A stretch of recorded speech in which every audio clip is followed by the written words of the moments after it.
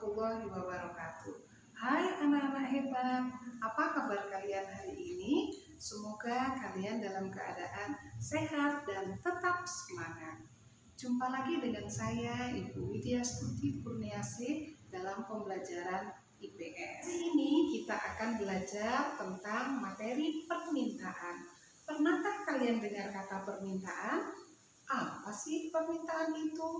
Pengen tahu? Mari kita belajar bersama. Tujuan pembelajaran hari ini adalah setelah mempelajari materi tentang permintaan, kalian akan dapat 1. Menjelaskan pengertian permintaan. Yang kedua, menyebutkan faktor-faktor yang mempengaruhi permintaan. Yang ketiga, kalian dapat menjelaskan hukum permintaan. Dan yang keempat, kalian dapat menggambar kurva permintaan. Masih ingatkah kalian bahwa manusia itu selain disebut sebagai makhluk sosial, manusia juga disebut sebagai manusia homo economicus atau makhluk ekonomi. Tahukah kalian apa maksudnya? Ya, benar. Makhluk ekonomi atau homo economicus artinya manusia selalu berusaha memenuhi kebutuhan hidupnya serta mempertahankan kehidupannya. Bagaimana caranya? Caranya adalah salah satunya dengan melakukan transaksi jual beli, di mana dalam transaksi tersebut terdapat permintaan, penawaran, dan harga keseimbangan, di mana ketiganya saling mempengaruhi satu sama lain. Anak-anak hebat, pernahkah kalian mengamati tentang fenomena menarik yang berkaitan dengan harga sembako menjelang hari raya? Ya, benar. Ketika menjelang hari raya, harga-harga sembako melonjak tinggi. Mengapa hal ini bisa terjadi? Satu faktor yang menyebabkan tingginya harga sembako adalah tingginya tingkat permintaan masyarakat terhadap sembako tersebut. Berdasarkan hal tersebut dapat kita ketahui bahwa permintaan akan mempengaruhi harga. Pengertian permintaan. Permintaan adalah jumlah barang yang diminta oleh konsumen pada waktu tertentu, tempat tertentu, dan tingkat harga tertentu. Permintaan terhadap barang atau jasa antara masing-masing orang tidaklah sama, karena masing-masing orang memiliki kemampuan yang berbeda-beda. Adapun faktor-faktor yang mempengaruhi permintaan adalah 1. Harga. Jika harga semakin tinggi, maka jumlah permintaan akan barang atau jasa semakin rendah. Sebaliknya, jika harga barang rendah, maka jumlah permintaan akan meningkat atau akan semakin tinggi.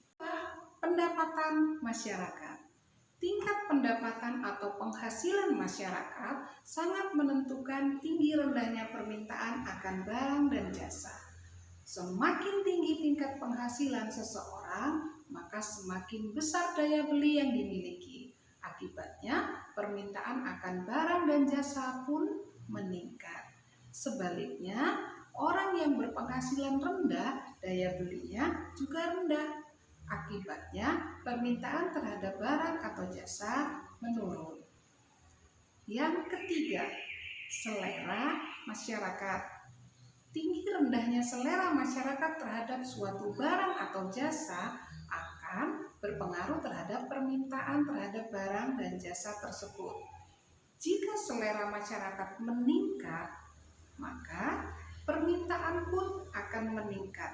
Begitu juga sebaliknya. 2. Kualitas barang. Pada umumnya, masyarakat menghendaki barang yang berkualitas. Semakin tinggi kualitas suatu barang, maka permintaan untuk barang tersebut semakin besar. Yang kelima, harga barang lain. Ada kalanya barang tertentu membutuhkan barang lain. entah sebagai barang pengganti atau sebagai pelengkap, sehingga harga salah satu barang akan mempengaruhi permintaan barang lainnya. Sebagai contoh, apabila harga daging sapi naik, maka permintaan akan daging sapi akan menurun karena orang akan beralih memilih daging ayam, sehingga permintaan terhadap daging ayam meningkat. Ini adalah contoh barang substitusi. Contoh yang lain, apabila harga minyak tanah naik, permintaan kompor minyak tanah akan menurun karena masyarakat beralih kepada kompor LPG, sehingga permintaan kompor LPG akan naik. Ini adalah contoh penggunaan barang komplementer. Yang keenam adalah jumlah penduduk.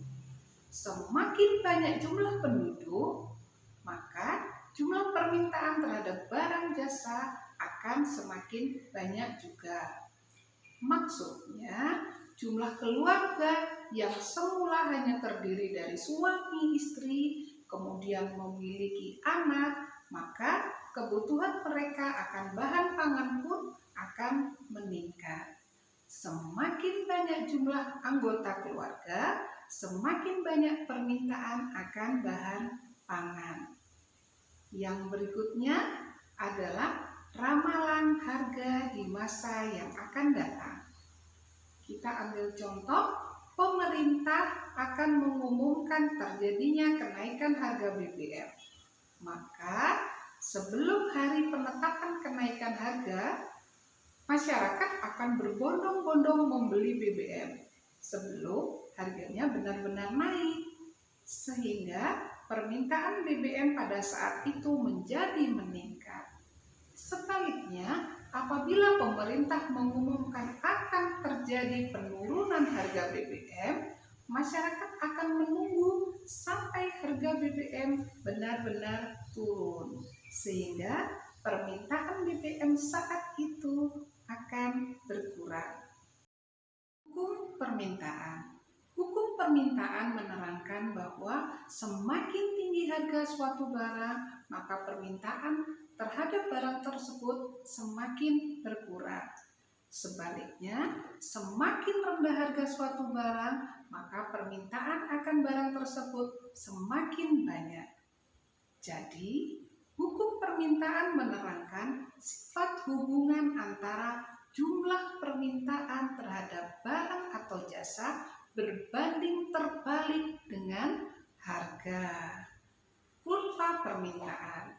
Kurva permintaan adalah grafik yang menggambarkan sifat hubungan antara harga dengan jumlah permintaan barang atau jasa dalam berbagai kondisi. Untuk lebih jelasnya, mari kita perhatikan tabel berikut. Tabel di sini adalah tabel permintaan terhadap suatu barang. Kita ambil contoh barang X ya. Harga barang, kemudian jumlah permintaan. Pada saat harga barang 5.000, maka jumlah permintaannya adalah 5 unit.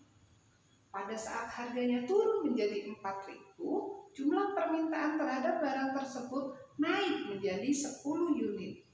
Pada saat harganya turun menjadi 3.000, jumlah permintaannya naik menjadi 15 unit. Begitu seterusnya. Dari daftar tersebut, dari tabel tersebut, kita dapat membuat kurva permintaannya, yaitu sebagai berikut. Pada saat harga 5.000, jumlah permintaannya adalah 5 unit. Pada saat harga 4.000, jumlah permintaannya 10 unit. Pada saat harganya 3.000, jumlah permintaannya 15 unit. Pada saat harganya turun menjadi 2.000, jumlah permintaannya naik menjadi 20 unit. Pada saat harganya turun menjadi 1.000, jumlah permintaannya naik lagi menjadi 25 unit. Kemudian dari sini kalian bisa menarik garis dari atas ke bawah. Nah, inilah yang disebut dengan kurva permintaan. Pada umumnya, kurva permintaan bergerak turun dari kiri atas ke kanan bawah. Artinya, semakin rendah harga suatu barang atau jasa, maka semakin banyak jumlah permintaan terhadap barang atau jasa tersebut. Bagaimana anak-anak hebat? Sudah paham? Sudah jelas? Kalau kalian sudah jelas, kita bisa belajar materi berikutnya. Dan jangan lupa tetap semangat. Assalamualaikum warahmatullahi wabarakatuh.